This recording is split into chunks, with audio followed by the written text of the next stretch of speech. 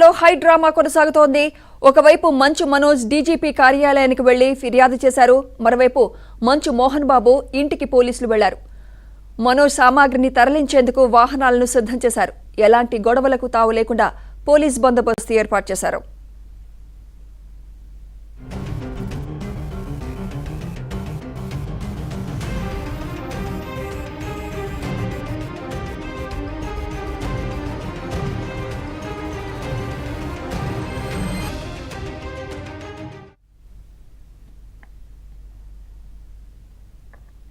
ఇదే అంశంపై latest updates మా ప్రతినిధి ప్రవీణ్ అందిస్తారు. ప్రవీణ్,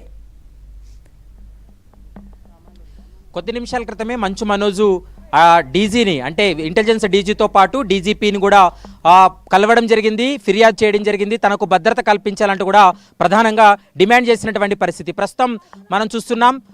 మరికొద్ది సేపట్లోనే మంచు మనోజ్కు సంబంధించినటువంటి సామాగ్రిను తరలించేందుకు అన్ని ఏర్పాట్లు కూడా పూర్తి చేయడం జరిగింది. దాదాపు 2 డీసీఎం వ్యాన్లలో మంచు మనోజ్కు సంబంధించినటువంటి సామాగ్రిని తరలించేందుకు కూడా ఏర్పాట్లు చేశారు. మరోవైపు పోలీస్ బందోబస్తు నడమే మొత్తం ఈ సామాగ్రిని అంతా కూడా మంచు మనోజ్కు అప్పగించేటువంటి అవకాశం ఉంటుంది. ఎందుకంటే ఈ ప్రాపర్టీ అంతా కూడా మోహన్ బాబు కావడంతో ఇక్కడి నుంచి మొత్తం సామాగ్రిని తరలించాలనేటువంటి నిర్ణయం తీసుకోవడం జరిగింది. ఉదయం ఏసీపీ వచ్చినటువంటి సమయంలో కూడా ఇది తనకు సంబంధించినటువంటి ప్రాపర్టీ కాబట్టి మనోజ్ ఇక్కడికి రావద్దంటూ కూడా ఏసీపీకి స్టేట్మెంట్ ఇవ్వడం జరిగింది.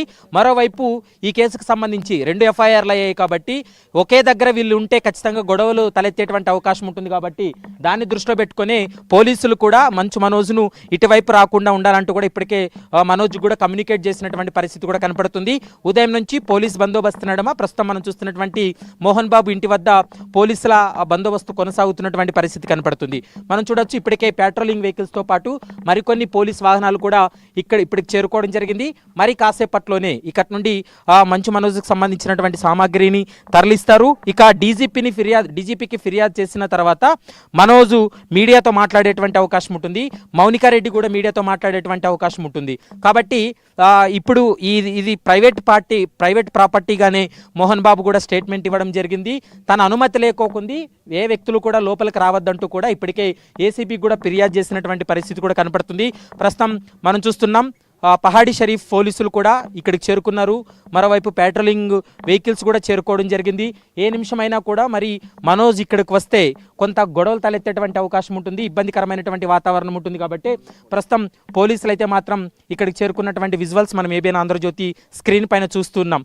కాబట్టి మరి కాసేపట్లోనే ఇవన్నీ కూడా తరలించేటువంటి అవకాశం అయితే కనపడుతుంది. ప్రస్తుతం మంచు మోహన్ బాబుతో పాటు మరోవైపు విష్ణు కూడా కొద్ది నిమిషాల క్రితమే భేటీ అయ్యారు. ఆదివారం రోజు జరిగినటువంటి సంఘటనకు సంబంధించి కూడా పూర్తి స్థాయిలో వారిద్దరు కూడా చర్చించడం జరిగింది.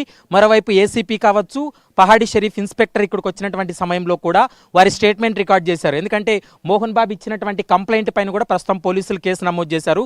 మరోవైపు మనోజ్ ఇచ్చినటువంటి కంప్లైంట్ పైన కూడా పోలీసులు కేసు నమోదు చేయడం జరిగింది. కాబట్టి ఈ 2 కేసులకు సంబంధించి దాదాపు గంట పాటు విచారణ జరిపిన తర్వాత